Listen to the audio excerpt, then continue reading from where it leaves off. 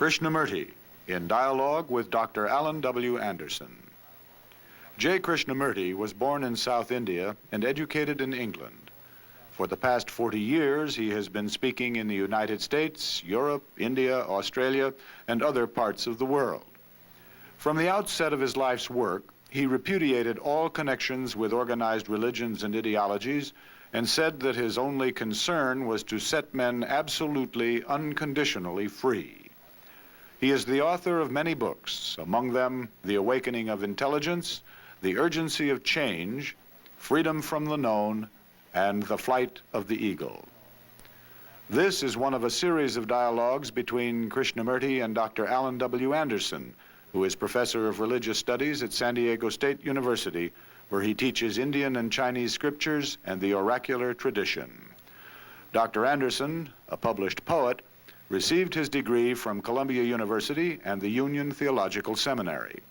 He has been honored with a Distinguished Teaching Award from the California State Universities. Mr. Krishnamurti, last time we were speaking together, we were going into beauty. And just as we came to the end of our conversation, the question of seeing and its relation to the transformation of man, which is not dependent on knowledge or time, was something we promised ourselves we would take up next time we could come together. That is, so what is seeing, and what is listening, and what is learning? I think there are three related to each other: seeing, learning, hearing, and seeing. Mm-hmm. What is seeing? Perceiving. Do we actually see? Or do we see through a screen, darkly? Screen of prejudice, screen of our idiosyncrasies, experiences, our wishes, pleasures, fears. So, and obviously our images about that which we see and about ourselves. So we have these screen after screen between us and the object of perception. So do we ever see the thing at all? Or is it the seeing is colored by our knowledge, botanical experience, so on, so on, so on, or our images which we have about that thing, or the belief in which my mind is conditioned, the mind is conditioned, and therefore prevents the seeing? Or is the memories which mind has cultivated prevents the seeing? So seeing may not take place at all. Mm-hmm. And is it possible for the mind not to have these images, conclusions, beliefs, memories, prejudices, fears, and without having those screens, just to look?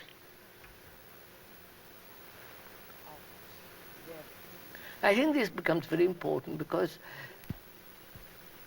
when there is a seeing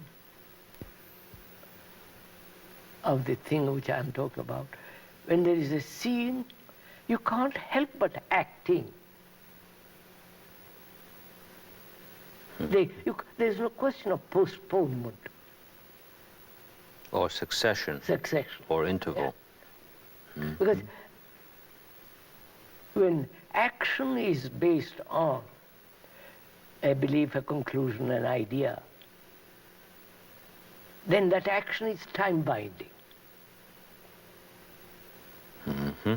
And that action will inevitably bring conflict and sorrow, regrets and all the rest of it. So it becomes very important to find out what it is to see, to perceive, what it is to hear. Do I ever hear? When one is married, as a wife or a husband, or a girl or a boy, do I ever hear her or him? Or I hear her or him through the image I have built about her or him, through the screen of irritations, screen of annoyance, domination, all that dreadful things that come in relationship. So, do I ever hear directly what you say, without translating, without transforming it, without twisting it? Do I ever hear a bird cry, or a child weep, or a man crying in pain? You follow, sir? Do I ever hear anything? In a conversation we had about a year ago, I was very struck by something you said, which I regard as, for myself personally, immensely valuable. You said that hearing was doing nothing to stop or interfere with seeing. Hearing is doing nothing, to stop seeing. Seeing, yes. That is very remarkable, because in conversation, the notion of hearing is regarded as intimately associated with command. We will say, won't we, now hear me out. And the person thinks that they have to lean forward in the sense of do something voluntarily. Right. It's as though they have to screw themselves up into some sort of agonized twist here, not only to please the one who is insisting that they're not hearing, but to get up some hearing on their own. Right. Yes. So, does a human being, I or X, listen at all? And what takes place when I do listen? Listen in the sense without any interference, without any interpretation, conclusion, like on this, all that takes place. What happens when I actually listen? So look, we said just now, we cannot possibly understand what beauty is if we don't understand suffering, passion. You hear that statement. What does the mind do? It draws a conclusion. It has formed an idea, verbal idea, words, hears the words, draws a conclusion and an idea. Say, a statement of that kind has become an idea. Then the mind says, how am I to carry out that idea? And that becomes a problem. Of course it does, because the idea doesn't conform to nature, and other people have other ideas, and they want to get theirs embodied. Now we're up against a clash. Yes. So, can I listen to that? Can the mind listen to that statement without any forming an abstraction? Just listen. and either agreeing or disagreeing, just actually listen completely to that statement. If I'm following you, what you're saying is that were I to listen adequately, or just, let's say, listen, because it's not a question of more or less. Yeah. I'm absolutely listening, or I'm absolutely not listening. Not listening. That's yes. right.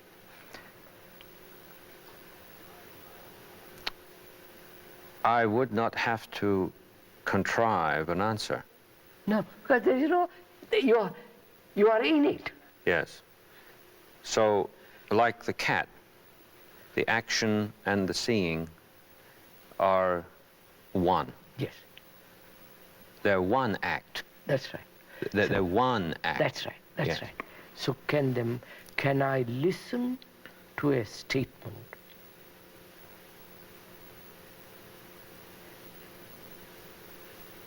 and see the truth of the statement or the falseness of the statement, not in comparison, but in the very statement that you're making. I don't know if I'm making myself clear. Yes, you're making yourself very clear. That is, I listen to this statement. Beauty can never exist without passion, and passion comes from sorrow. I listen to that statement. I don't abstract an idea of it or make an idea from it. I just listen. What takes place? You may be telling the truth, or you may be making a false statement. I don't know. Because I'm not going to compare. No. You're going to see. I just listen, which means I'm giving my total attention. Just listen to this. You see what's going on. I give my total attention to what you're saying. Mm-hmm. Then it doesn't matter what you say or don't say. Of course. Of course. Of course. What is important? My act of listening.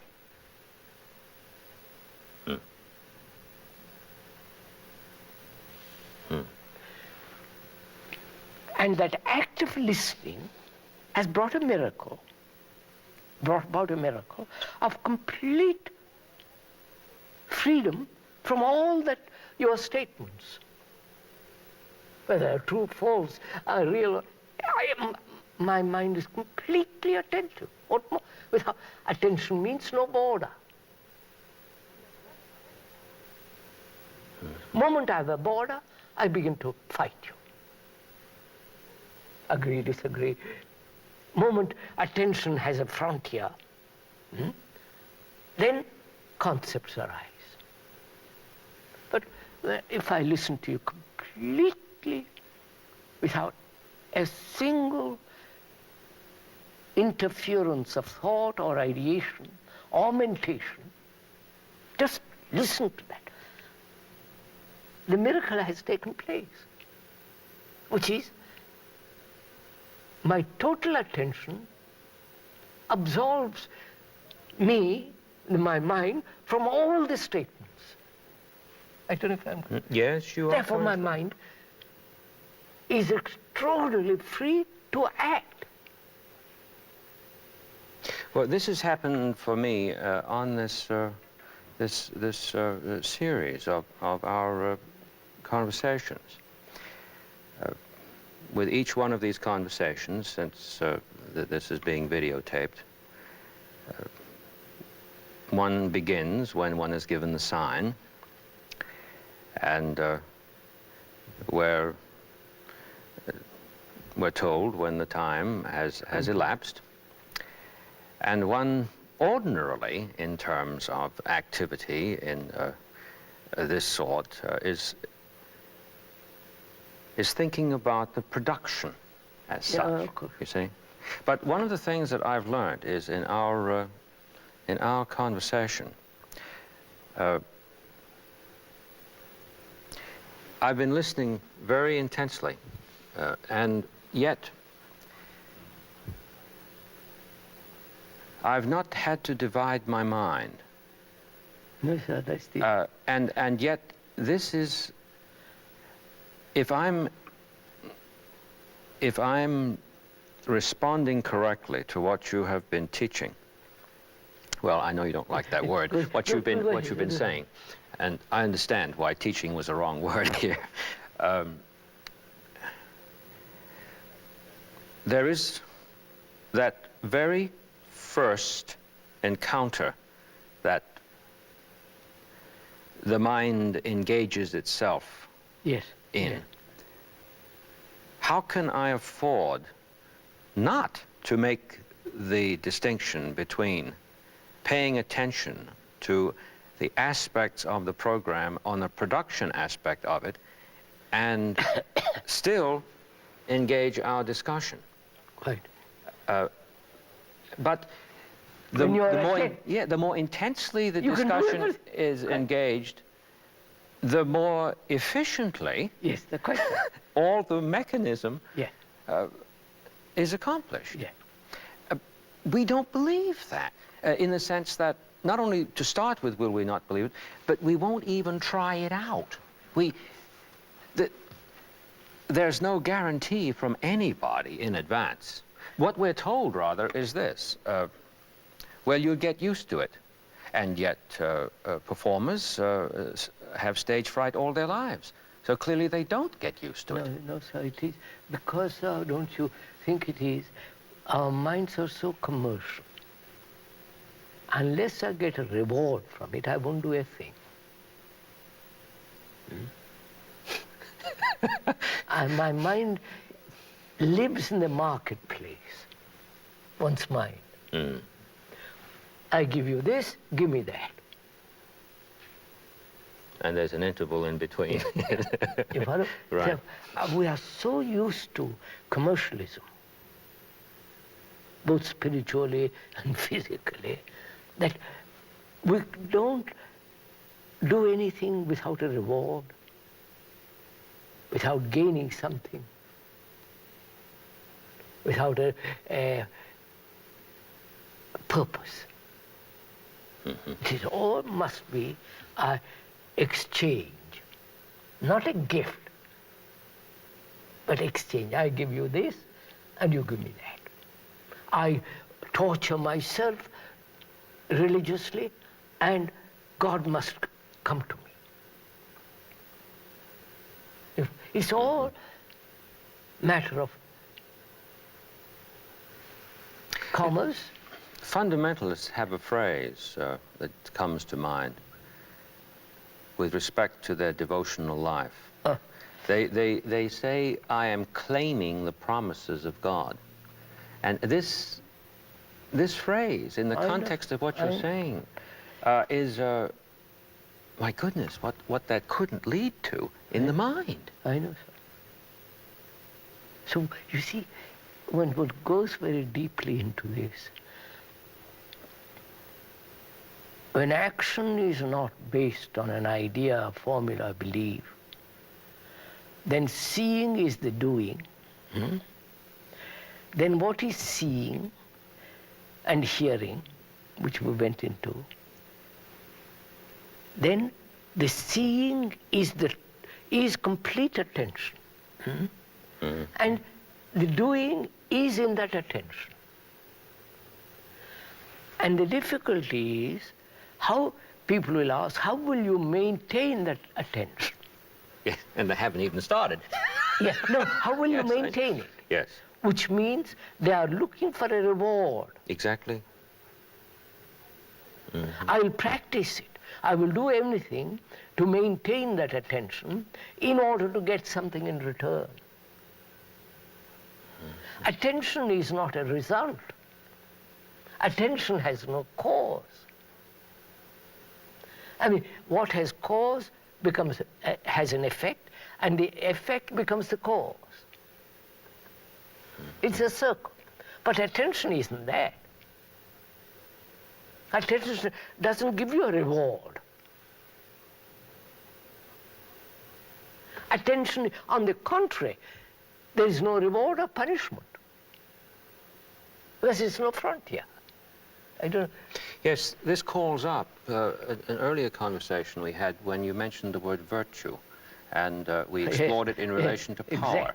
Exactly. And we're told what is difficult for a thinking child to believe, given the way the child's brought up, but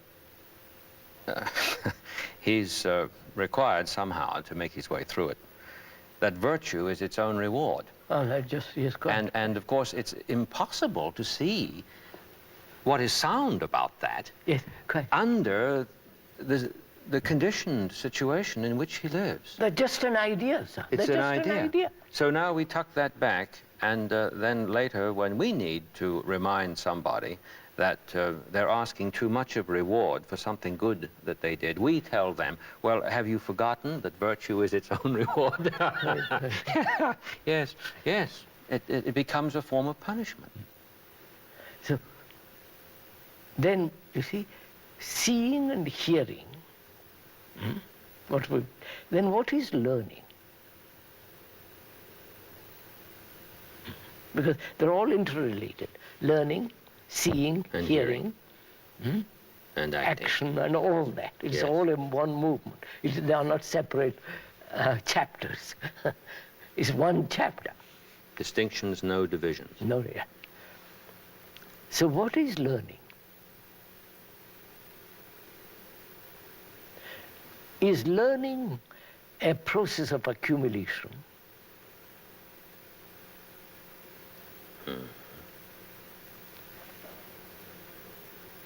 And is learning non-accumulative?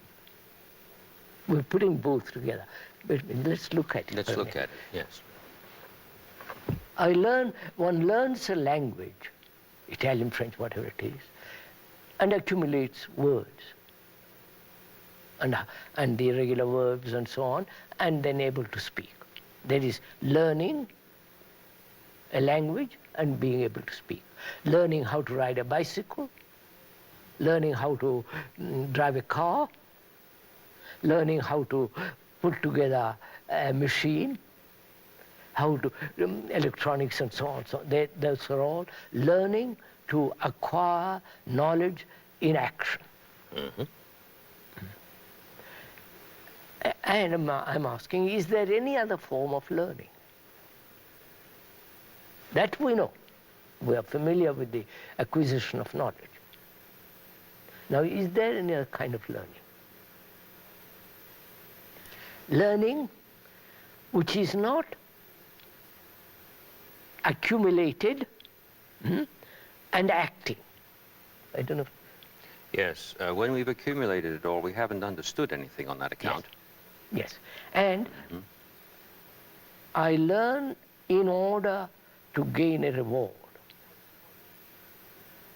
or in order to avoid punishment.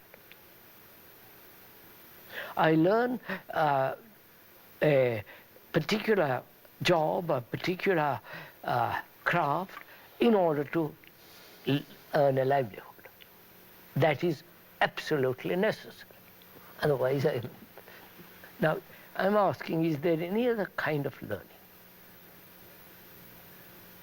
That's routine. That's the cultivation of memory, and the memory, which is the result of experience and knowledge, that is stored in the brain and that operates. When asked to do, ride a bicycle, drive a car, and so on. Now, is there any other kind of learning, or only that? When one says, I have learned from my experience, it means I have learned, stored up from that experience certain memories, and those memories either prevent, reward, or punish.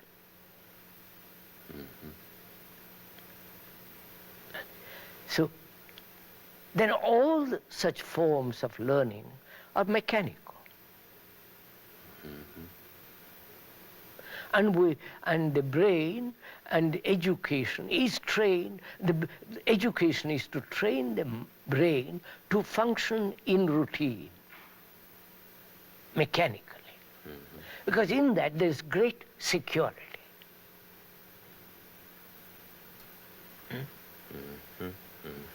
Then it's safe.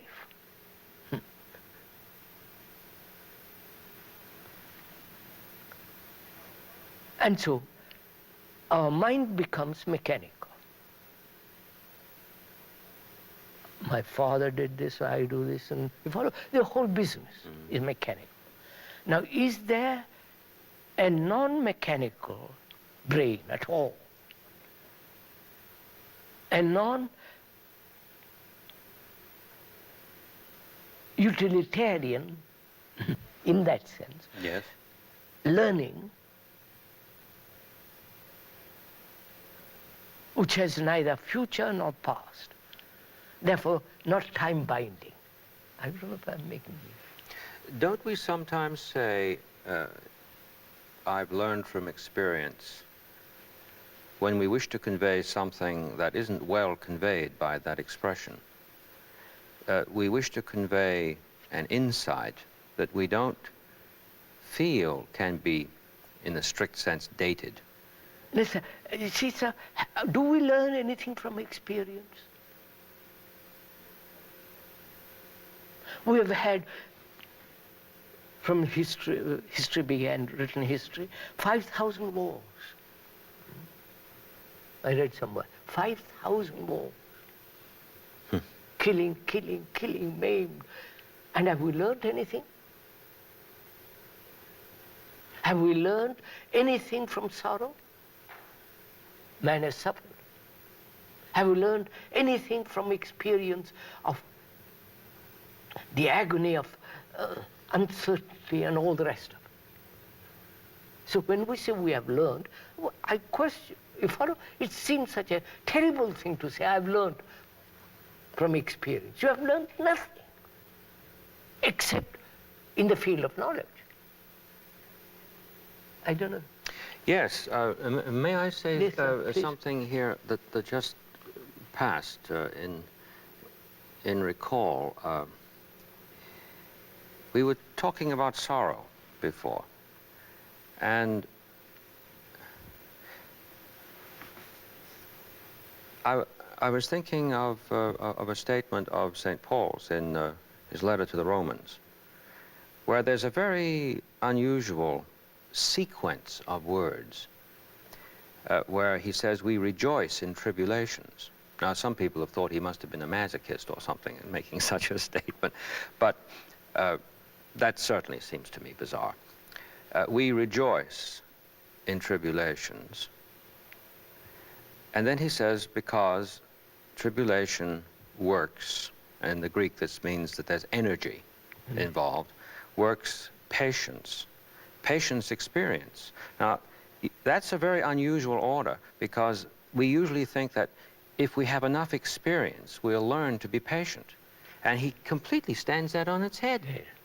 And in a context of what you're saying, that order of his words makes eminent sense. Please go on. Yes, that's really very remarkable. You see, sir, that's why our education, our civilization, all the things about us has made our mind so mechanical, so repetitive reactions,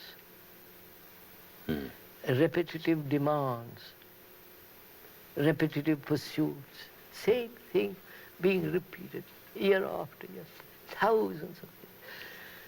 My country and your country, I'll kill you, you kill me. You follow, sir? The whole thing is mechanical. Now,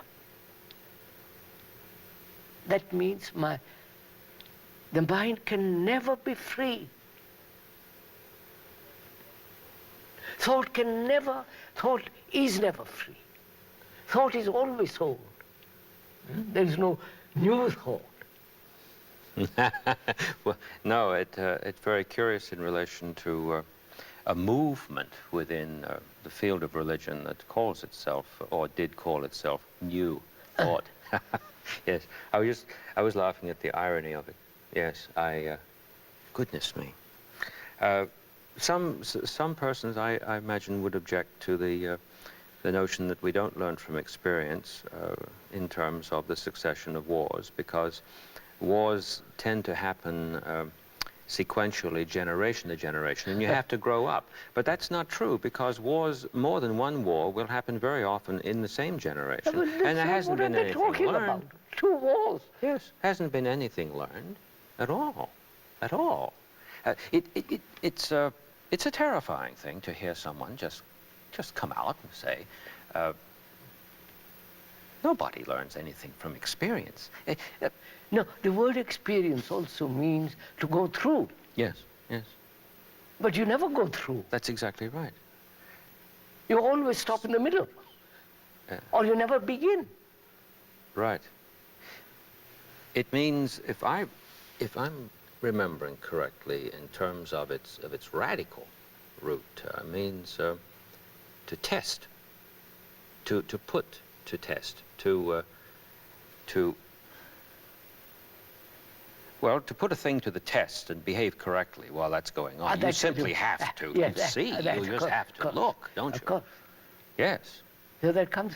So, as our civilization, our culture, our education has brought about a mind that is that's becoming more and more mechanical, and therefore time-binding, and therefore never sense of freedom.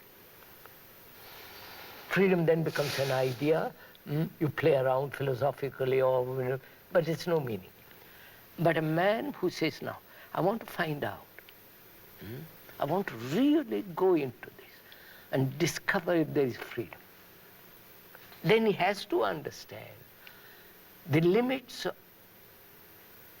of knowledge. Where knowledge ends,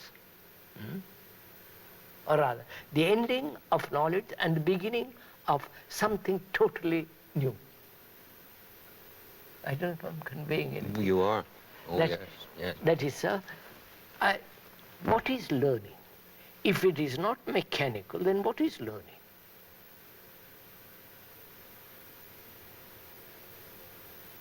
Is there a learning at all? Learning about what? I learn how to go to the moon, how to put up this, that, and drive, and so on. In that field, there is only learning. Is there any learning in any other field? Psychologically, spiritually? Can I learn? Can the mind learn about what they call God? If in learning, in the sense that you have asked this question, no, I must rephrase that. Well, stop this ifing. When one does what I'm about to say, when one learns about God or going to the moon, in terms of the question you've asked,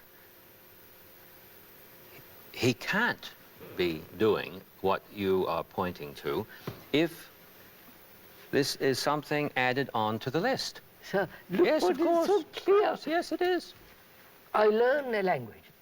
Ride a bicycle, drive a car, put a machine together. That's essential. Now, I want to learn about God. Just listen to me. The God is my making. God hasn't made me in his image. I have made him in my image. Now, and I'm going to learn about him. Yes, You I'm follow? going to talk to myself. Learn about the image which I have built. About Christ, Buddha, whatever it is. The image I have built. So I'm learning what? to talk about talk. Yes. Learning about the image which I have built. Sorry? Therefore, is there any other kind of learning except mechanical learning? I don't know if Well, you no. understand my question? Yes, I do. Yes, I do. I certainly do. So, there is only learning the mechanical process of life. There is no other learning. Yes. And see what that means, sir.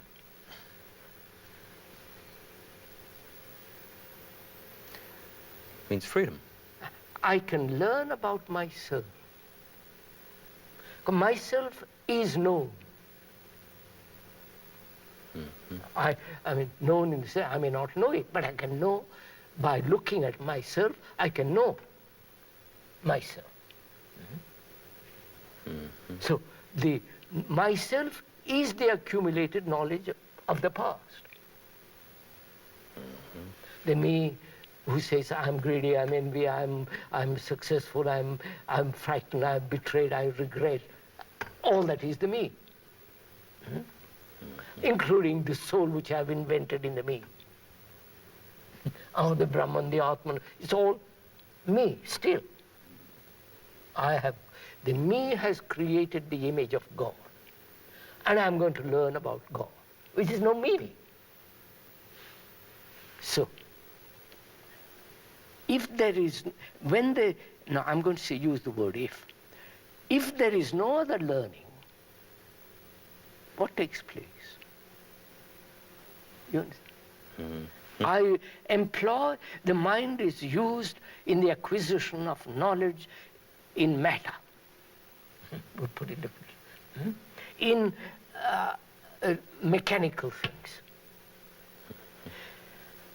And when the mind is employed there, is there any other processes of learning?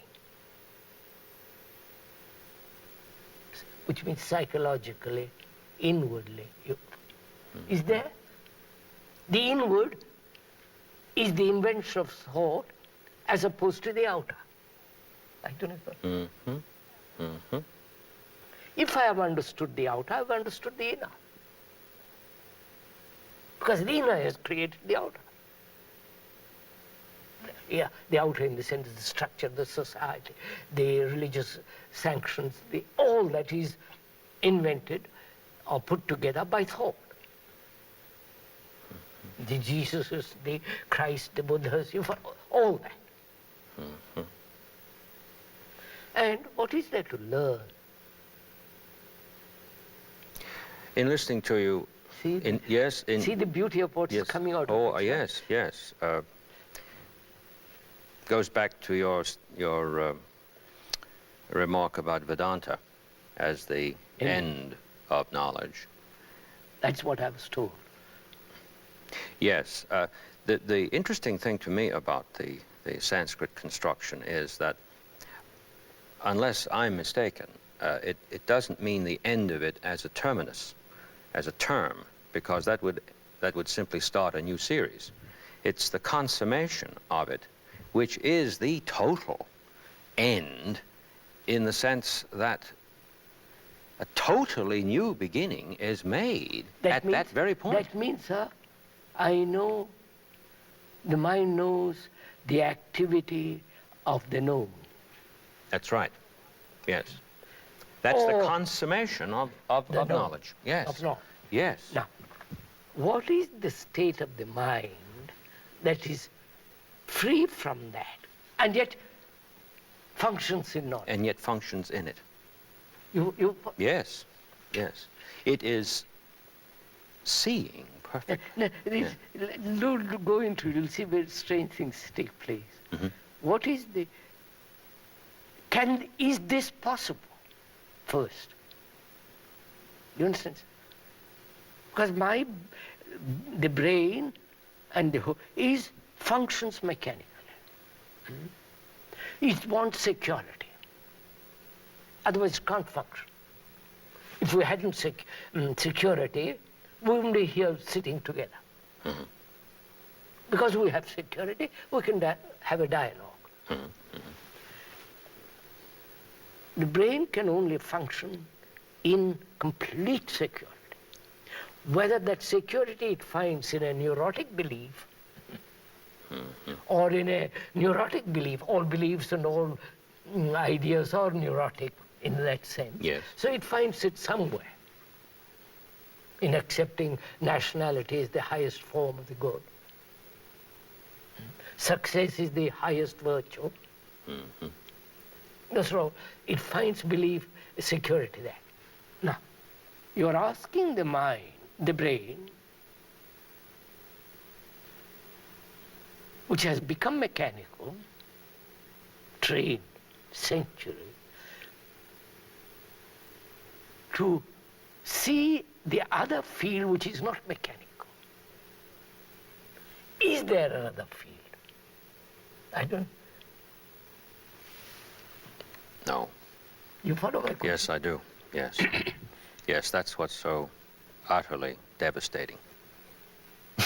Is there, wait, is know. there another field? Now, unless the brain and the mind understands the whole field, understands the movement of knowledge, it is a movement. It's a movement, yes. It's not just static. You are adding, taking away, Mm-hmm. putting, and so on. Unless it understands all that, it cannot possibly ask that other question. Exactly. Exactly. And when it does ask that question, what takes place?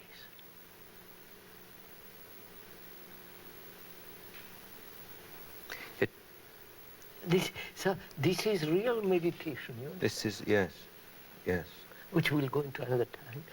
So, you see, that's what it means. One is always listening with knowledge,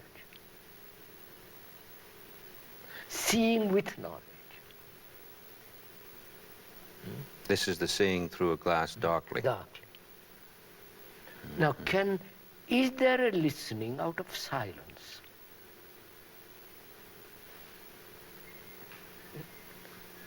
And that is attention. Mm-hmm. And that is not time binding. Because in that silence, I don't want anything. It isn't I'm going to learn about myself. It isn't I'm going to be punished, rewarded. In that absolute silence, I listen. The wonder of the whole thing is that it isn't something that is done. No. This meditation in succession. So when we talk about meditation, we'll have to go very deeply Yes. into that, because Yes. they have destroyed that word. These shoddy little men coming from India or anywhere, they have destroyed that thing. I heard the other day about someone who was learning transcendental meditation. Oh, you're learning. It sounds. Of course.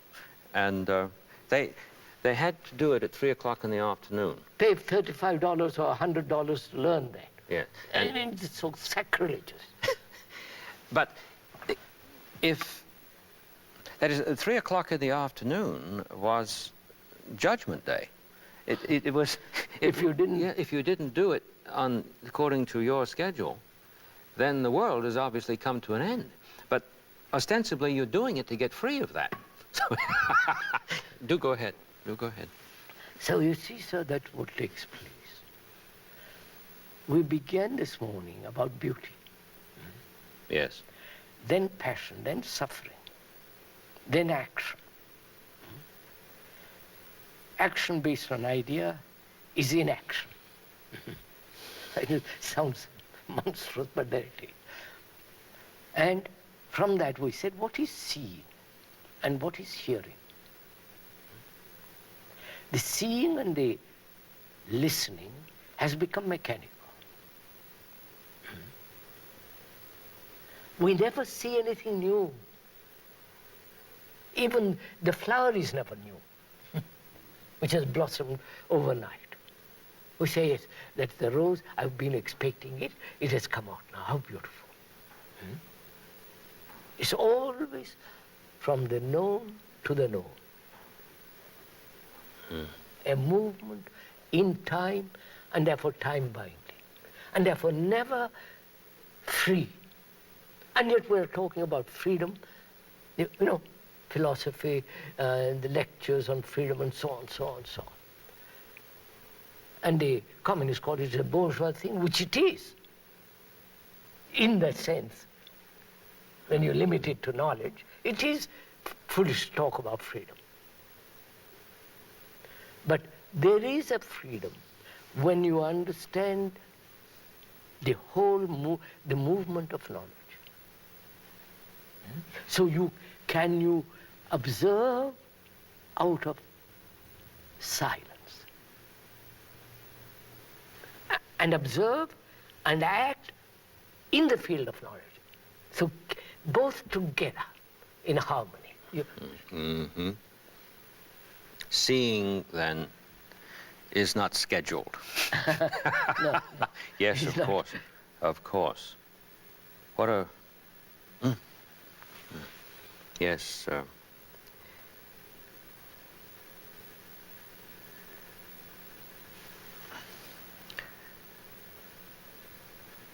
I was just thinking about the, I suppose you'd say a classical definition of freedom in terms of the career of knowledge would be that it is a property of action, a property or quality of action.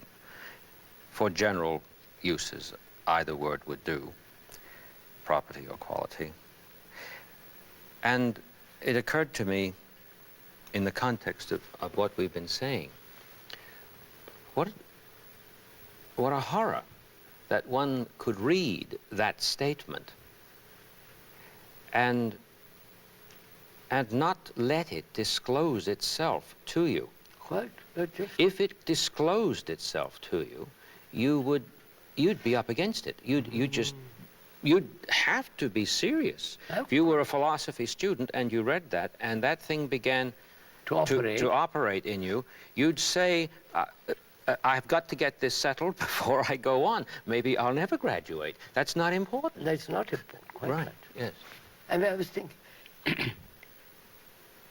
in the West as well as in the East, you have to go to the factory or the office every day of your life.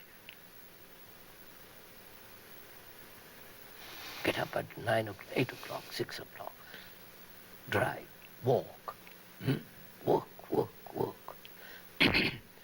For 50 years, routine, and get kicked about, insulted, worship success, again repetition. And then occasionally talk about God if it is convenient, and so on and so on. That is a monstrous life.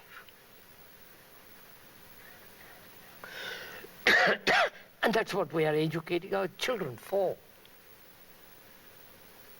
That's the real living death. And yes. Nobody says, yes, for God's sake, let's look at all this anew. Let's wipe our eyes clear of the past and look what we are doing. Give attention, care about what we are doing. No, we have this question instead. What shall we do about it? Yes, that's the question. And then that becomes the next thing done that's added to the link. Continuity of the past in a different form. And the chain is endlessly linked.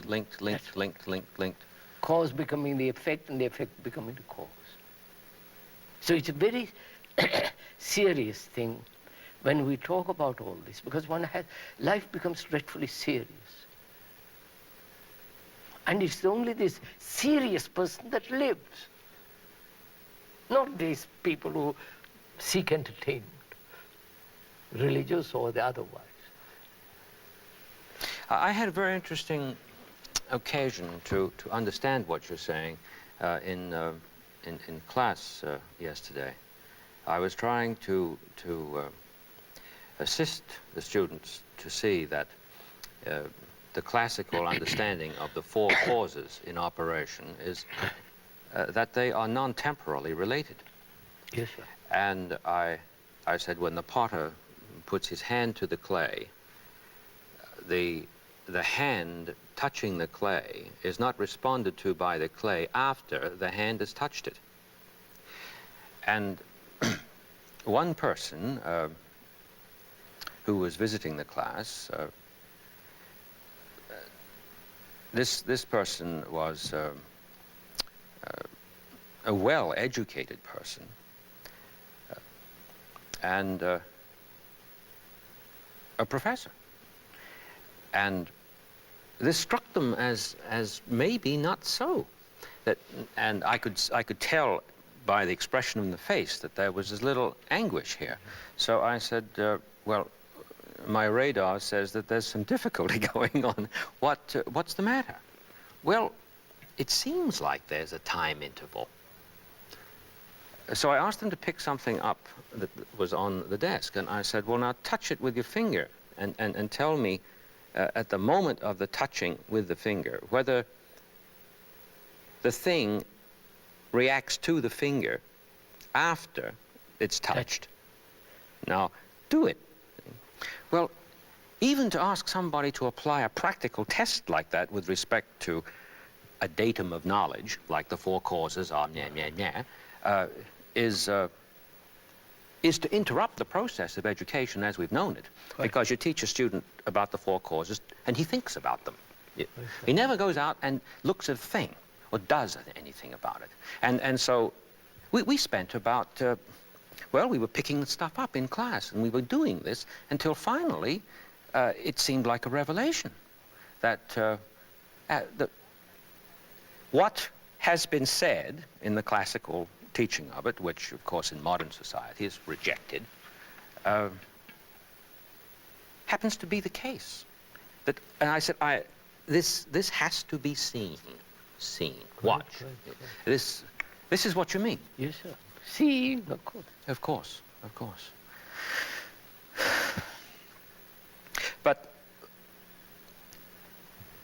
we're back to that step there. Why was that person and so many other students following suit anguished at the point where the practical issue arose? There was a feeling, I suppose, that they were on the cliff. Right. And naturally, alertness was required. But alertness registers that we're on a cliff.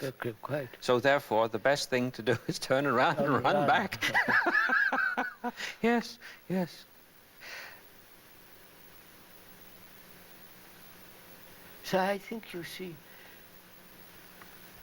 we are so caught up in words. To us, the word is not the thing.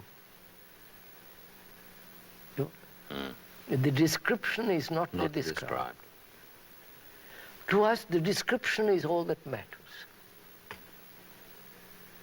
Because we are slave to words. And to ritual.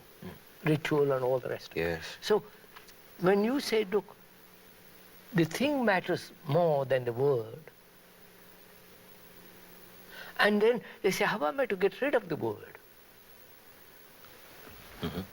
How am I to communicate if I have no word? You see how they've gone off? They're not concerned with the thing, but with the word. Yes. And the door is not the word. So, when you are caught up in words, the word door becomes extraordinarily important. And not the door. And I don't really need to come to terms with the door, I say to myself, because I have the word. Exactly. I have it all. So that's what education has done this. A great part of this education is the acceptance of words as an abstraction from the fact, from the what is. All philosophies are based on that. And theorize, theorize, theorize endlessly how one should live. And the philosopher himself doesn't live. This Yes, is, I know, you see I this know, all over. especially some philosophies that have seemed to me quite bizarre in this respect. I've asked my colleagues from time to time, well, if you believe that stuff, why don't you do it? And they look at me as though I'm out of my mind, as though nobody would really seriously ask that question. Right, right, But if you can't ask that question, well, what question's worth asking? right, right. Yes, yes. And I was thinking about that marvelous story you told in our previous conversation about the monkey while you were speaking about this. When she shook hands with you, nobody had told her how to shake hands. No, it's stretched out. Yes. And I took it. No. Wasn't something that she was taught how to do through a verbal communication. It was the appropriate thing at the time. At the time. Without anyone measuring its appropriateness. Quite, quite. Isn't that something? Yes, I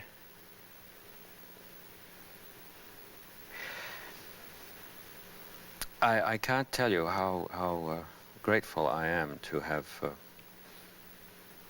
been able to share this with you. I've